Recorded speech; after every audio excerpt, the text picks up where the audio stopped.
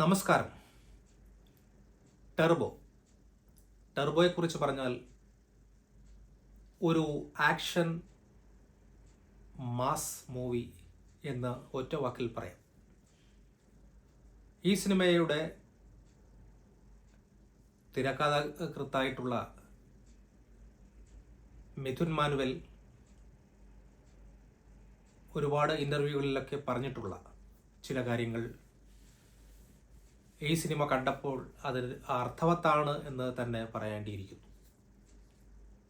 വൈശാഖ് ഒരുപക്ഷെ മലയാള സിനിമയിലെ ഒരു നല്ല ആക്ഷൻ മൂവിയുടെ ഒരു ഡയറക്ടർ എന്നുള്ള നിലയ്ക്ക് അദ്ദേഹം ഈ സിനിമ നന്നായിട്ട് തന്നെ മേക്ക് ചെയ്തിട്ടുണ്ട്.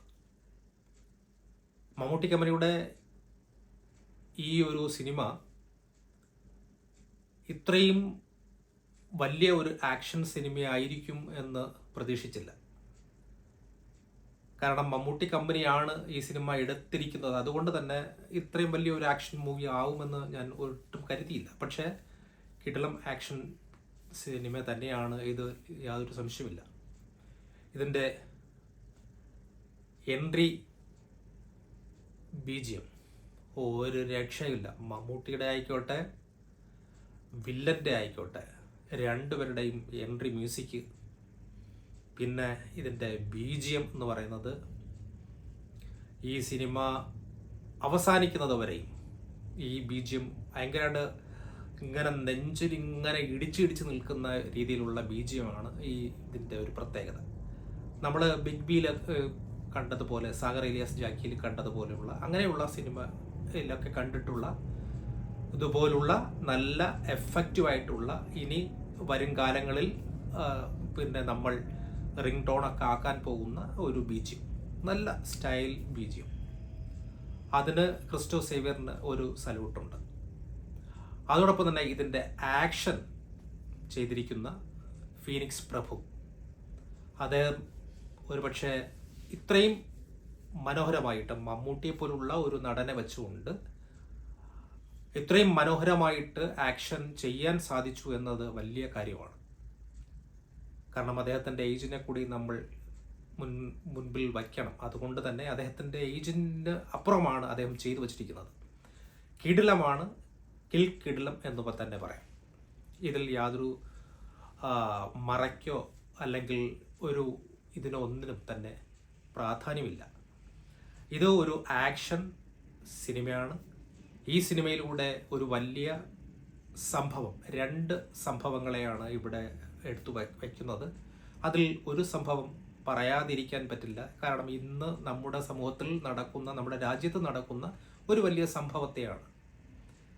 കാരണം ഏതെങ്കിലും ഒരു പാർട്ടിയുടെ ലേബലിൽ ജനങ്ങളുടെ വോട്ട് വാങ്ങി വിജയിച്ചു കഴിഞ്ഞാൽ പിന്നെ ഏതെങ്കിലും മുതലാളിമാരുടെ അല്ലെങ്കിൽ കുത്തക മേലാളന്മാരുടെയൊക്കെ അടിമകളായി മാറുന്ന ചില രാഷ്ട്രീയക്കാർ, അവരെ ഒക്കെ പലപ്പോഴും പല റിസോർട്ടുകളിലുമൊക്കെ പാർപ്പിക്കേണ്ടി വരുന്ന ഒരു ഗതികെട്ട രാഷ്ട്രീയം നമ്മുടെ നാട്ടിൽ നിലനിൽക്കുന്നുണ്ട്.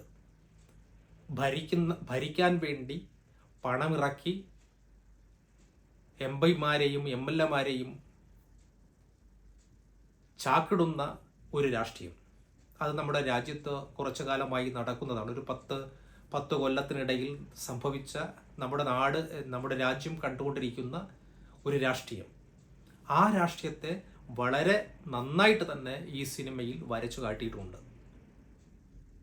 പിന്നെ മറ്റൊരു സ്കാമിൻ്റെ ഒരു വിഷയം കൂടിയുണ്ട് ഈ സിനിമയിൽ. ഈ സിനിമ തീർച്ചയായിട്ടും തിയേറ്ററിൽ പോയി കാണേണ്ട ഒരു നല്ല സിനിമയാണ്, മാസ് സിനിമയാണ്, അതിൽ യാതൊരു സംശയമില്ല. പിന്നെ പറയേണ്ട ഒരു കാര്യം, ഇതിൻ്റെ വില്ലൻ ഷെട്ടി കുടുംബത്തിൽ നിന്നും രാജ് R. ഷെട്ടി വന്ന് കലക്കിക്കളഞ്ഞു. കാരണം അദ്ദേഹത്തിൻ്റെ ഒരു അദ്ദേഹമാണ് മാസ് കാണിക്കുന്നത്. ബാക്കി ആക്ഷനൊക്കെ മുഴുവനും മമ്മൂട്ടിയാണ് കാണിച്ചത്. അദ്ദേഹം കാണിച്ചത് ഫുള്ളും മാസാണ് കാണിച്ചത്. മാസും ആക്ഷനും ഇഷ്ടപ്പെടുന്നവർ ഈ സിനിമ പോയി കാണുക. തിയേറ്ററിൽ തന്നെ പോയി കാണേണ്ട സിനിമയാണ്. Best movie. Thank you.